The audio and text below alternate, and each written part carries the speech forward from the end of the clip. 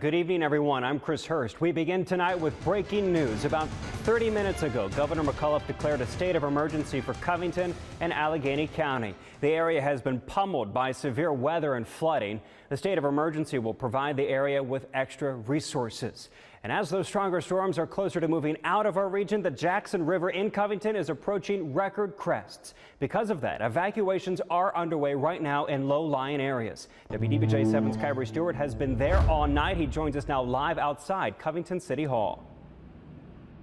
Chris, many of the city leaders have been here or out helping with the evacuation efforts. Police have been going door to door telling people to get to higher ground. Several roads around Covington and Allegheny County have been blocked due to high water. Crews even conducted a swiftwater rescue at Midland Trail and Callahan Circle in Allegheny County.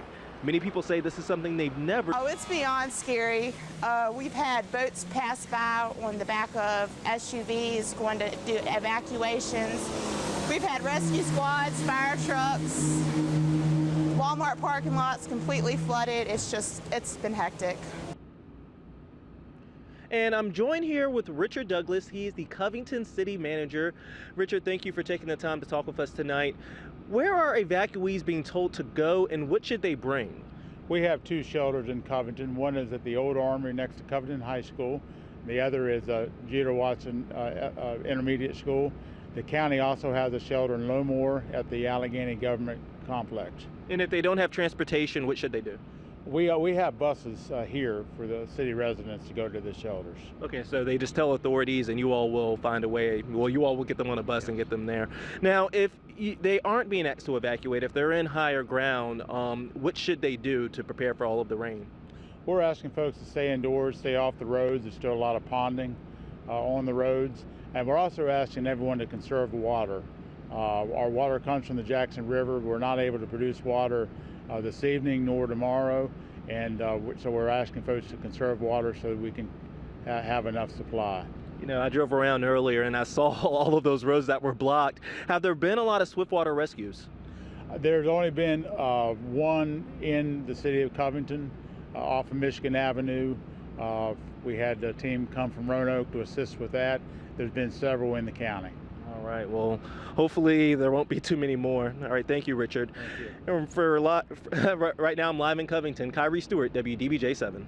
You have to have swiftwater rescues when the water level gets up that high. The Jackson River, which goes right through Covington, Brent, we haven't seen record levels for that since 1985, the big flood of 85. Right. And looking behind you, we can see why. Just impressive numbers. I mean, 5 to 8 inches pretty much along from White Sulphur Springs to Lewisburg into Covington. Just outside of Covington, we got a report of a foot of rain. That's like 3 months worth of rain that occurred in about a 12-hour time frame. So we do have some updates along the Jackson River to let you know about. These are the hydro gauges, the gauges that measure the amount of water that's going through there and the levels. So it's at 21.6 feet. The Jackson River at Covington is going to get up to about 23 feet. So that's very close to what happened during the flood of 85. It will crest during the day tomorrow. Now that Jackson River will dump into the James River. So we've got an update to the James River. Earlier it was going to crest to right around 17 feet.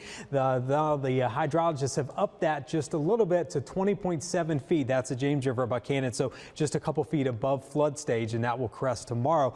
Really the extreme rain and the severe threat now moving into the Carolinas. We're still getting some pockets of heavier rain across the Roanoke Valley, Central Virginia, and the New River Valley. But the good news in all this tonight, it does look like some of the areas that got hit early on today with the heavy rain now starting to dry out just a little bit. We'll see if there's any more rain in that forecast, Chris, coming up in the 7-day. And this is just into our newsroom. More damage from tonight's storms. This video is from Camping World in Roanoke County, where a lightning strike apparently started a fire in one of the campers. Firefighters put it out. They're investigating a little bit more now. Right now, a diabetic man is still stuck inside a home after being stranded on a roof for hours in White Sulphur Springs, West Virginia, just across the state line. Mackenzie Moya says her parents went to her house to check on her dogs when they became stranded by the rising flood water.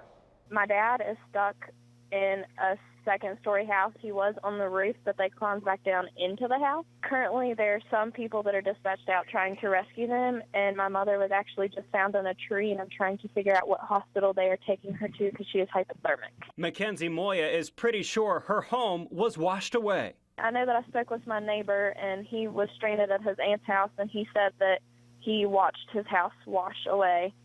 And my dad was pretty for certain that he had seen my house floating. Moya was concerned because her dad is diabetic, but he found food in a neighbor's home to boost his blood sugar. She's thankful that someone was able to rescue her mom from the tree. Continue to pray for Greenbrier County and White Sulphur. That's kind of, you never expect anything like this to happen to you. Unbelievable video there from West Virginia. State emergency crews are scrambling to assist in both Virginia and West Virginia.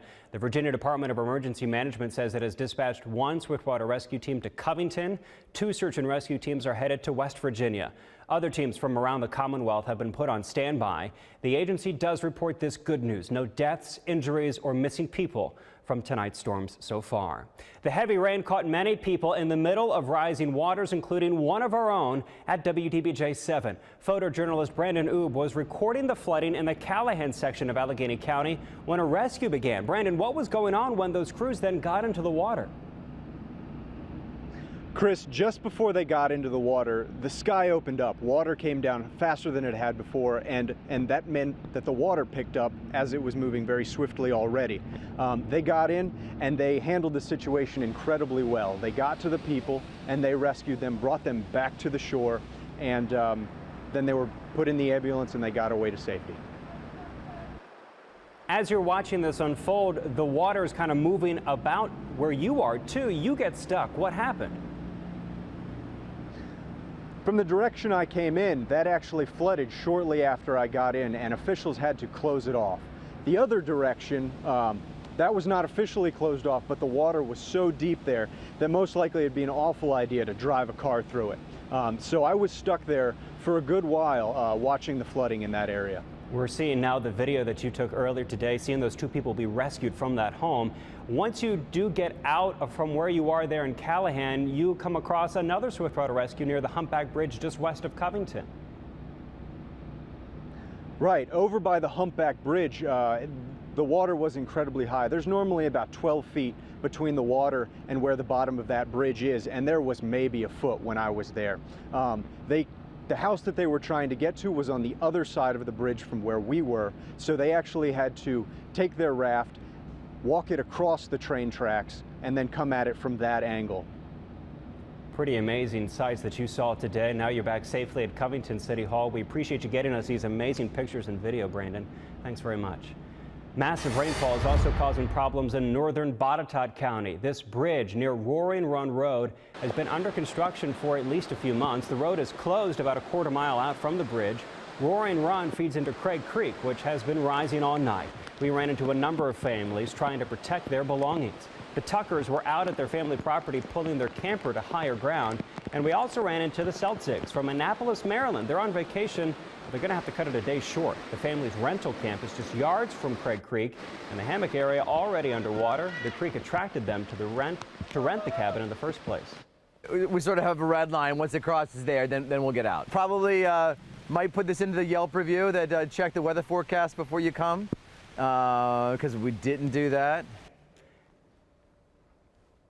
Insurance agents want tonight's weather to be a reminder about flood insurance. One in Harrisonburg says some people don't know there are 2 categories of this insurance. Structure flooding insurance covers your home, while content insurance covers the stuff inside. I think it is extremely important, although it is expensive. If you own your house outright, find out if you are in floodplain and get flood insurance, because it's really important. It does happen. It happened to me. For apartment renters, a landlord may have structure insurance, but the tenant's belongings inside probably not covered. Agents say one reason people avoid insurance is because of the cost. While it can range up to thousands of dollars per year, experts say it's worth it. Tonight's weather impacted crews fighting a house fire in Roanoke County. It started just after 6 on Lock Haven Drive. 2 men living in the home managed to get out safely, but 1 cat is still missing. The cause of the fire is undetermined, but investigators say it made its way eventually to the attic. And fighting the fire came with some challenges. Lock Haven is a narrow road. It's a 2-lane road. I guess I hesitate to call it rural, but it's somewhat isolated, and so it just creates a problem from where we have to attach to the hydrant. Tonight's storm also forced firefighters down from their ladders. Fire crews and supervisors are letting residents get back to their homes. A former treasurer of the Salem Disabled American Veterans Chapter was sentenced to 60 days in jail this morning. Tonight, those he stole from are remembering the commander of the chapter who discovered the embezzlement. Last summer, Jim Clem wouldn't talk to me when I confronted him about his taking thousands of dollars from the charity that helps our injured vets. It was the former commander, Vicki St. Clair, who first found unauthorized charges on DAV credit cards that totaled thousands of dollars. She died from cancer a few months after state police started its investigation.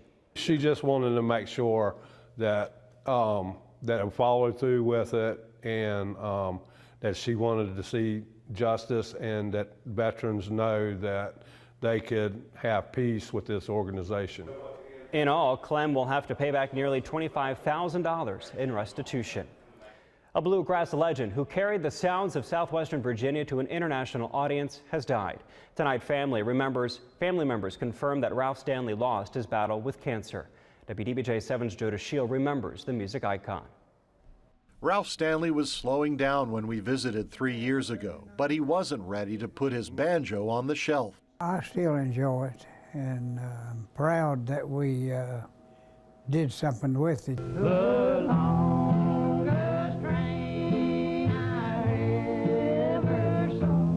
The We included his brother Carter and the band they formed in 1946.